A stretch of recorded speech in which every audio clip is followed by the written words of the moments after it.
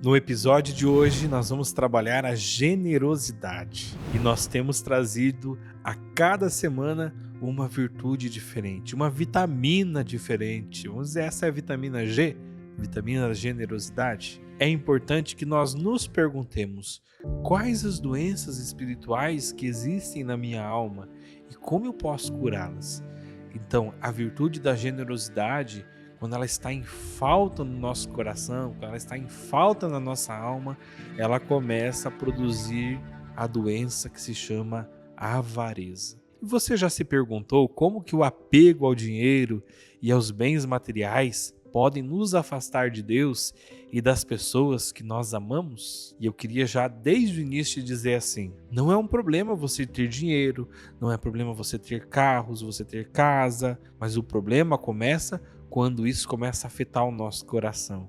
Quando a gente deixa de ser generoso, quando a gente começa a se apegar demasiadamente a esses bens, ficar com medo de perdê-los de maneira excessiva, isso vai produzindo na nossa alma um efeito cáustico, ou seja, um efeito corrosivo no nosso coração. A avareza é um pecado que nos aprisiona ao medo da perda e ao desejo desordenado de possuir cada vez mais, acumular bens materiais e mais riquezas. Deus nos chama a viver a virtude que combate isso, que é a generosidade.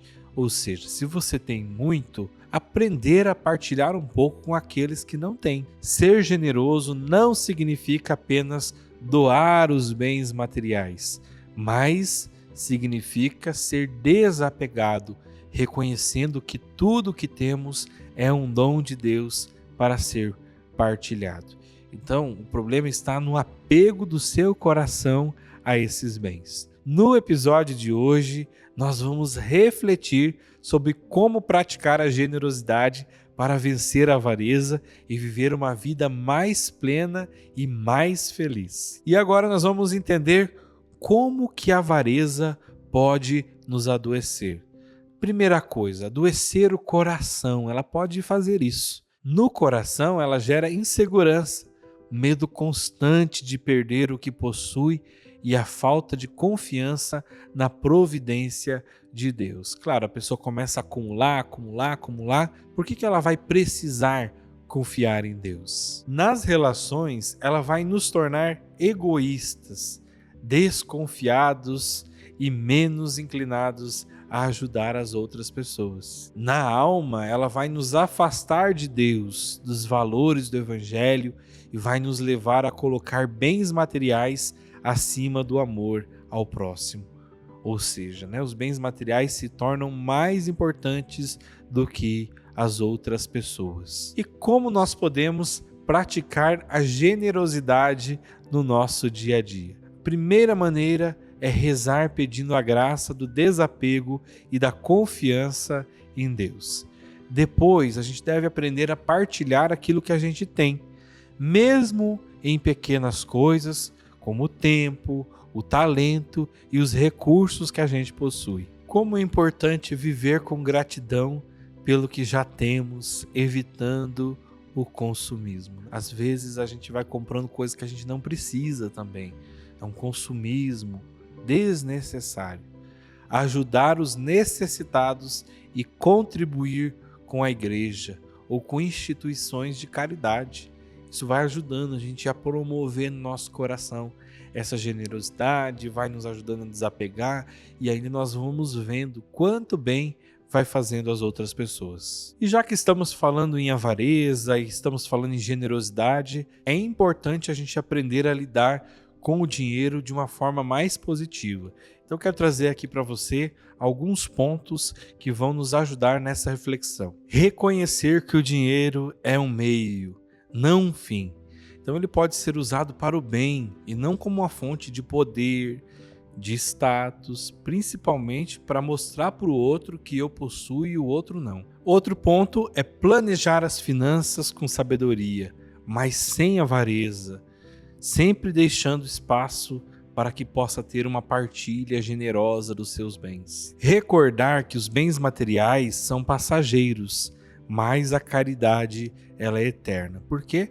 Porque o amor, ao próximo, é um tijolinho que a gente manda lá para cima, né, para construir a nossa casa no reino dos céus. E aqui eu quero trazer para você o exemplo de São Francisco de Assis. Francisco nasceu em uma família rica e vivia apegado ao luxo e aos bens materiais. Um jovem que era ambicioso e queria um título de nobreza. Após o encontro com Cristo, ele abandonou tudo para viver a pobreza e a generosidade. E ele foi se dedicar aos pobres e à missão de anunciar o Evangelho. Sua conversão é um exemplo de como a generosidade pode transformar nossas vidas e nos aproximar de Deus. Aqui, nessa reflexão, cabe também nos lembrar do Evangelho de São Lucas, que está no capítulo 12, de 16 a 21, que é a parábola do jovem insensato. Jesus narra nessa história que um homem que era muito rico, ao ter a colheita abundante, decide construir maiores celeiros para guardar os seus bens. Ele acreditava que isso lhe garantiria uma segurança e uma felicidade maior. Contudo, Deus lhe diz: tolo, nesta noite tua vida será tirada, e o que acumulastes, para quem será? A parábola vai destacar os perigos da avareza. Um dos perigos é uma vida centrada no acúmulo. O homem viveu para si, confiando mais nos bens materiais do que em Deus. E isso por quê? Porque ele tinha uma ilusão de controle. Ele esqueceu que sua vida estava nas mãos de Deus. Faltou para ele a generosidade, pois ele não considerou partilhar as suas riquezas com os necessitados. Porque a verdadeira riqueza, Jesus nos ensina que os bens terrenos passam e o essencial é ser rico para Deus, cultivando virtudes como a fé, o amor e a caridade. A generosidade é a resposta à avareza. Ela nos liberta do egoísmo, nos conecta com Deus e nos permite partilhar os dons que recebemos, acumulando tesouros eternos. E agora eu quero convidar você a pegar a palavra de Deus em Mateus, no capítulo 6, nos versículos de 19 a 21. Não junteis para vós tesouros na terra, onde a ferrugem e a traça corroem, onde os ladrões furtam e roubam. Ajuntai para vós tesouros no céu, onde não os consomem nem as traças nem a ferrugem, e os ladrões não furtam e não roubam. Sim, Senhor, nesse episódio onde estamos refletindo sobre a generosidade, nós queremos, Senhor Jesus, ajuntar tesouros no céu, porque lá não há traças, lá não há ferrugem, lá não há ladrões. Sim, Senhor, nós não levamos nada dessa terra, nós não levamos dinheiro, nós não levamos riquezas, nós não levamos bens materiais. O que nós levamos para os céus são os bens espirituais. É o amor que praticamos, é a espiritualidade que nós cultivamos. Senhor, dá-nos a graça de percebermos que necessitamos buscar os bens, os tesouros eternos, os tesouros do reino dos céus, para que nós possamos viver cada vez mais as virtudes na nossa vida. Essas virtudes que vão nos santificar, que vão ser cura para a nossa alma. Dá-nos a graça, Senhor Jesus, do desapego aos bens materiais, de amarmos mais ao próximo como a nós mesmos, de sermos generosos, de partilharmos o pouco que temos com os outros, porque são nossos irmãos, porque também são teus filhos, Senhor. Ensina-nos, Senhor Jesus, a partilha, ensina-nos, Senhor Jesus, ao amor.